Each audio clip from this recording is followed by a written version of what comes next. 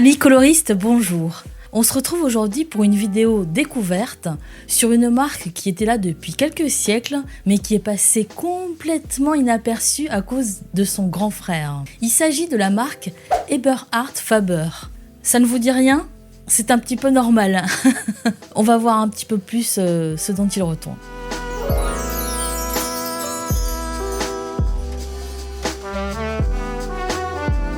Il faut savoir que la marque Eberhard Faber a été fondée par une personne du même nom, Eberhard, qui est en fait le frère cadet d'une fratrie de trois frères en tout, dont le premier est le plus connu, à savoir Lothar, car c'est lui qui a fondé Faber-Castell. D'abord, il a fondé en fait une société du nom A.W. Faber. Eberhard, qui était le cadet comme je disais tout à l'heure, a en fait décidé de partir à New York, aux États-Unis, pour faire la branche un petit peu américaine de la société de son grand frère. Celui-ci est donc parti là-bas pour fonder sa propre société quelques années plus tard, se détachant de son grand frère. C'est donc sa société Eberhard qui naît véritablement en 1861. Eberhard Faber, d'après le site même de la marque, a vendu sa société à Staedtler dans un premier temps et 32 ans plus tard, Staedtler a décidé de vendre cette société à Faber-Castell. Et donc c'était un petit peu un juste retour dans le giron familial. Donc on peut dire que c'est pas une mauvaise chose. Pourquoi ils ont fait ça ? Parce que tout simplement aussi, ça leur permettait de jouir d'une autorité déjà bien connue et déjà bien établie. La logistique aussi de Faber-Castell, très important, qui est présente dans de nombreux pays.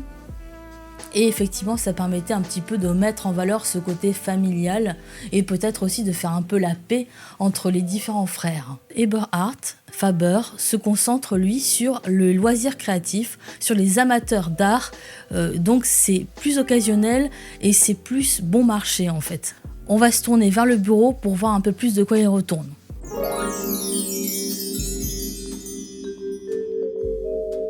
Donc voici la boîte que nous allons tester aujourd'hui. C'est une version de 48 crayons de couleur qui ne sont pas aquarellables, qui sont donc des mines sèches. Le packaging est quand même assez beau. En ce qui concerne les coloris, alors c'est assez équilibré, je trouve. Il y a 20 couleurs froides, 23 couleurs chaudes et 5 gris, on va dire neutres. Je trouve que de prime abord déjà, ils ont appointé les crayons, ça c'est bien. Par contre, ce qui m'a frappé d'emblée lorsque j'ai ouvert la boîte, c'est que, regardez, ces crayons ne sont pas marqués en fait. C'est-à-dire qu'ils ont le nom de la société, avec Artist Color, mais sinon, aucune mention de la couleur. Donc c'est un peu dommage.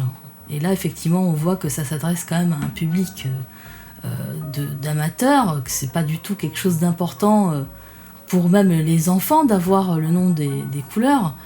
Mais bon, quand on est un adulte, qu'on fait du coloriage, on aime quand même savoir, surtout si on commence à avoir des coups de cœur pour certaines couleurs, on se dit tiens, ce rose, j'aimerais bien connaître son nom. Et là, on ne peut pas en fait, parce qu'il n'y a pas de référence. La mine en fait est plus grande que la plupart des autres marques, qui se dit effectivement de bien plus haute qualité. Eux, leur mine est de 4 mm au lieu de la moyenne de 3 mm. Donc on va dire que c'est quand même pas mal de nous proposer un crayon grand public avec une mine aussi large.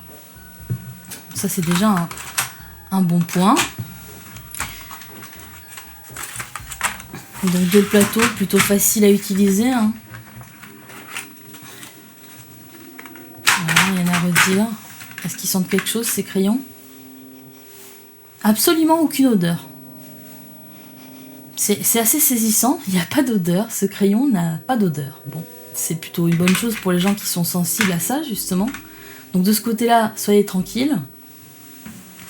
Alors j'aime bien aussi, comme toujours, soulever le prix. Alors là, c'est vraiment pas une gamme très très chère. Pour 48 crayons, vous avez un tarif moyen de 30 € pour cette boîte-ci, qui est la boîte la plus grande en fait, proposée par la marque pour ces crayons de couleur de base.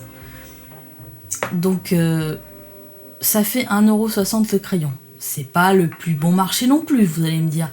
Mais c'est quand même un tarif qui reste tout à fait abordable quand on sait qu'une boîte de Faber-Castell, son aîné, vaut dans les 120 € facilement. Donc bon, on va dire que là on est bien au niveau financier. Hein. Donc on va un petit peu voir ce que ça donne sur le papier.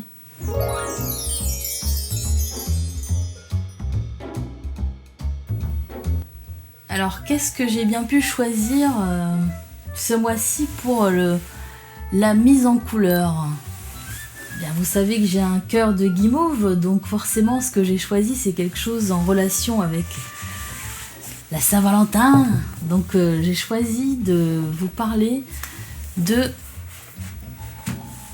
d'amour avec le bloc de Disney Love Stories, mettant en scène nos personnages préférés de Disney.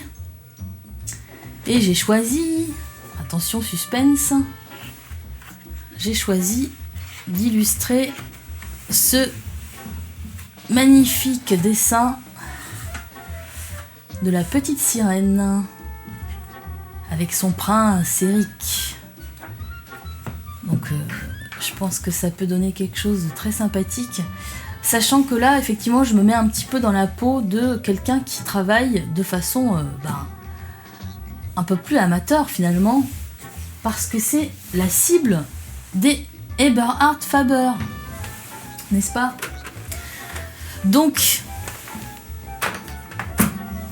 on va commencer sans plus tarder à savoir un petit peu comment on va s'organiser pour ce dessin. On va un petit peu zoomer. C'est un bloc qui comporte beaucoup de détails. Donc on va peut-être plutôt faire des couleurs, forcément le style voulant ça, des couleurs un peu plus franches, un peu plus vives. Vous allez me dire, j'aime bien les couleurs vives moi, donc ça tombe plutôt bien. Mais bon, on va pas non plus trop forcer, vu je vais essayer de me brider, et vu que c'est quand même censé être quelque chose de doux, hein, comme l'amour finalement. Et donc on va voir un petit peu de quoi il retourne avec ces Eberhard Faber. Est-ce qu'ils peuvent bien faire des couches? Est-ce qu'on peut faire les mélanges qu'on veut, tels que c'est plébiscité sur la boîte? Bien, on va voir ça. On va voir ça tout de suite.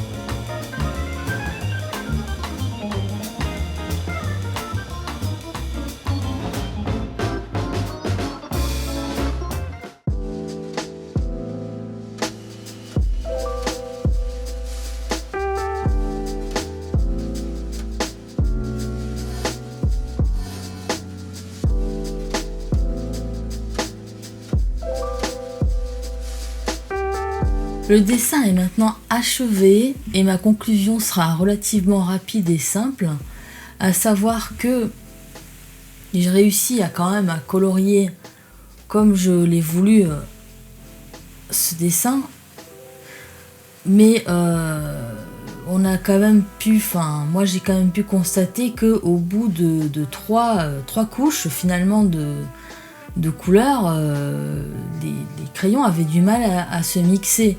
Alors vous allez me dire, c'est pas le grammage de ces blocs de coloriage n'est pas extraordinaire, hein, ça reste du papier très fin, mais c'est-à-dire que c'est justement ce sur quoi il faut tester ces crayons, parce que c'est pour un marché, comme je l'ai dit, de loisirs que c'est créé. Donc on va dire que c'est pas le plus beau coloriage que j'ai fait de ma vie, loin s'en faut, mais par contre je suis quand même satisfaite du résultat. J'ai pris plaisir à voir les couleurs s'agencer et j'ai quand même pu réussir à faire des effets assez sympathiques. Les couleurs sont ressorties tout de même assez vives.